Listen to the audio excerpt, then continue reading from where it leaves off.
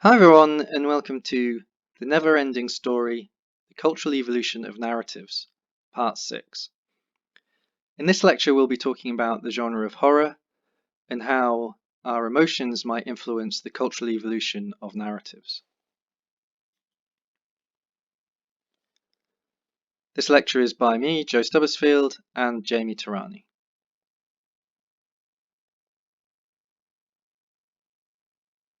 Horror.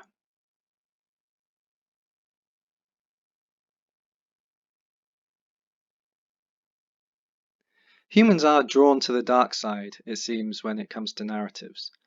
Monsters seem to be universal across all cultures, and folklore often features horrifying material, whether that be cannibalism or murder.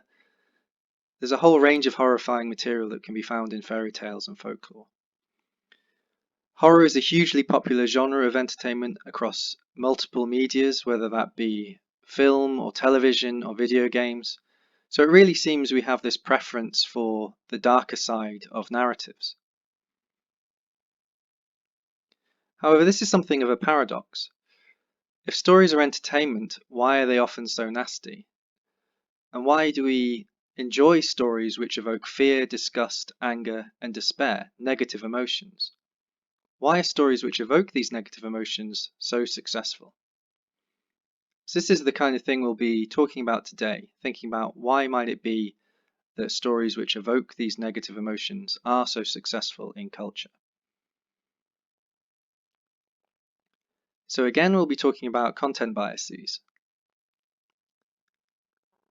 So you remember that content biases are cognitive dispositions towards preferentially learning, recalling, and transmitting certain types of information over others. And that this disposition could have evolved as a useful function in our evolutionary past, and is likely to have shaped the way culture has been transmitted and has evolved.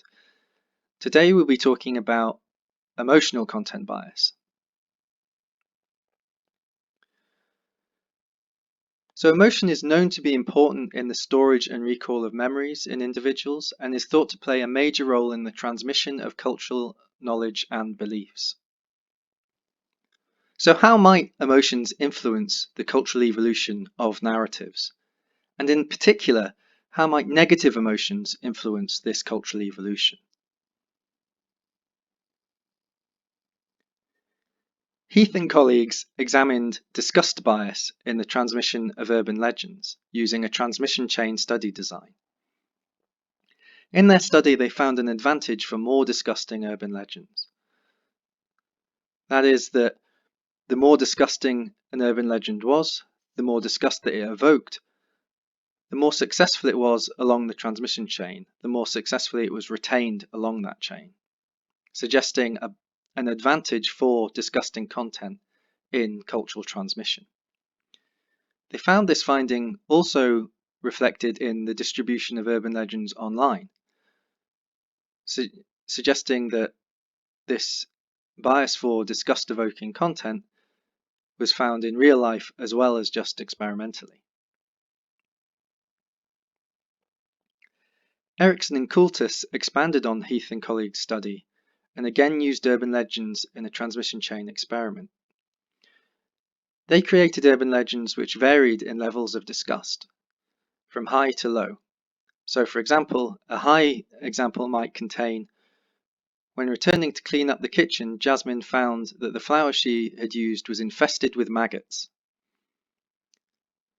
Whereas the low disgust version might contain, when returning to clean up the kitchen, Jasmine tasted the cake mix and found it tasted better than ever.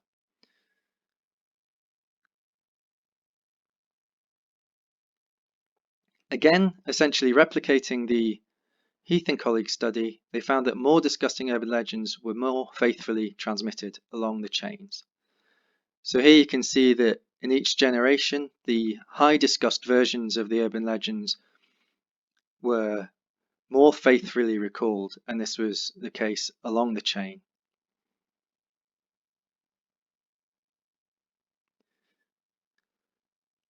Erickson and Coultis also examined how the level of disgust might influence how readily people wanted to read the stories, and also how likely they would be to pass on these stories.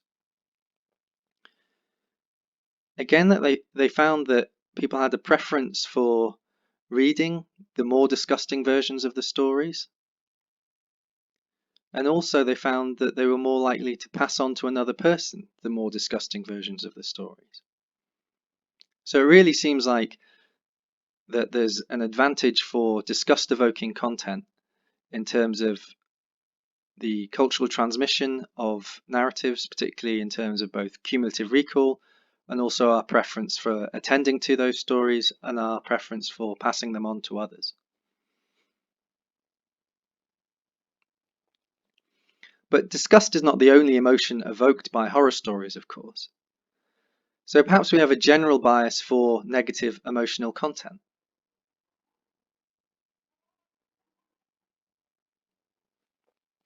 Bebbington and colleagues assessed this idea of a general negativity bias in transmission, again with a transmission chain design.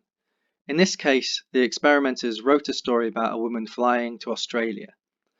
The story contained a mixture of negative, positive, and ambiguous statements. An example of a positive statement would be, when the air hostess returned, she told Sarah that she would be moved to business class. This is something that is unambiguously positive. A negative statement might be something like, the man in the seat next to her seemed to have a nasty cold. Again, unambiguously negative. However, interestingly, this study also contained ambiguous statements, which might be interpreted one way or another. Such as, walking down the concourse, Sarah saw a young man take an old woman's bag. So while the statement itself is ambiguous, it might be interpreted as negative, i.e. that the young man stole the woman's bag, or it could be interpreted in a positive way, i.e. that the young man helped the woman carry her bag. So this story about the woman flying to Australia was passed along a transmission chain, and they found that the negative events survived the process of transmission more successfully than positive events. So 60% of the negative events in the story were preserved in the final version of the story at the end of the chain. This compares to 30% of the positive events which were preserved.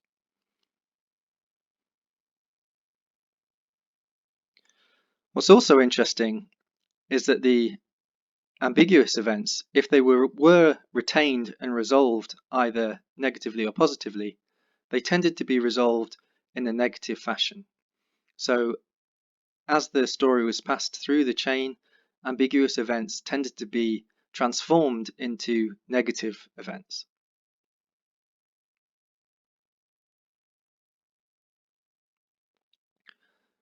So that's an example of an experiment which suggests that we have a bias towards negative content, and that content may become more negative as it is transmitted between people.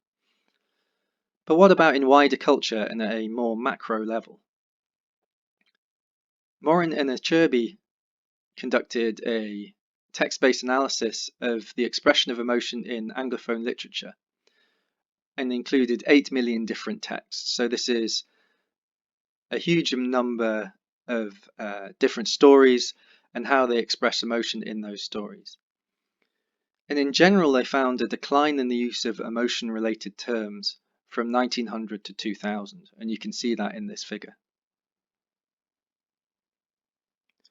However, this decline in emotion-related terms was actually driven by the reduction in positive words.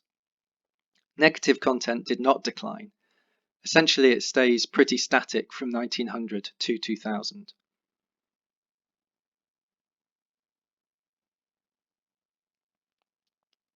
However, this still leaves the question of why. Why would we privilege negative or disgusting information in cultural evolution and transmission? Why would we have a preference for things which evoke negative emotions?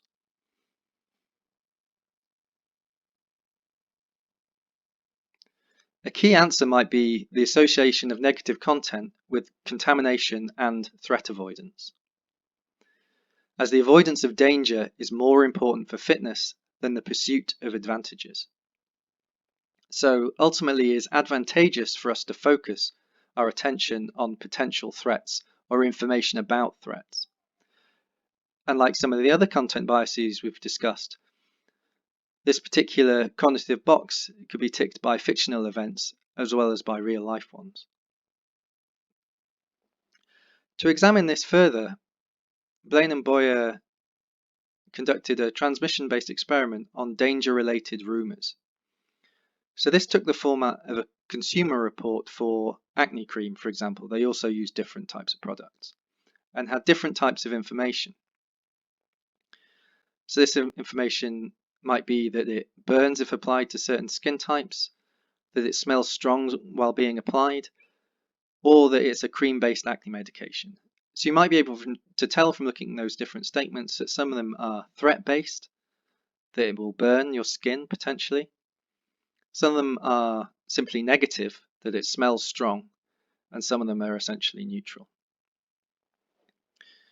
So from this list of different elements in the consumer report, the participants had to select 7 of these 8 items to pass on to a friend. And then the 7 items generated a new survey for the next participant.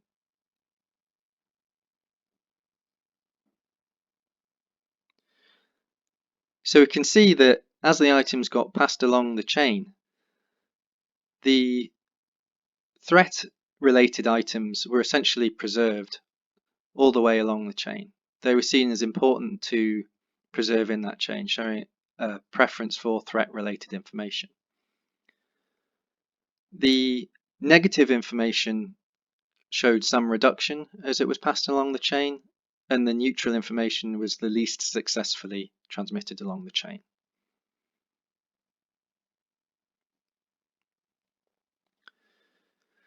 So Blaine and Boyer investigated this further by perhaps making the threat less relevant. So they modified the original statements to become less likely. So in this case, it said that the acne cream may burn if applied to certain rare skin types, meaning that the threat is something that you would be unlikely to experience. So let's look again at the transmission of if the threat is rare. So once again, while it shows a slight reduction in terms of its success, still the threat was the most successfully reproduced along the chain.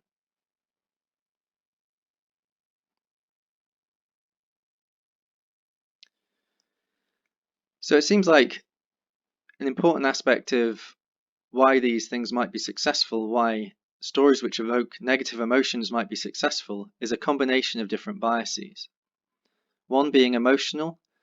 It seems that negative emotions are particularly strong, and stories which evoke these have an advantage in memory and are more likely to be read and also passed on in transmission, and therefore have an advantage in cultural evolution.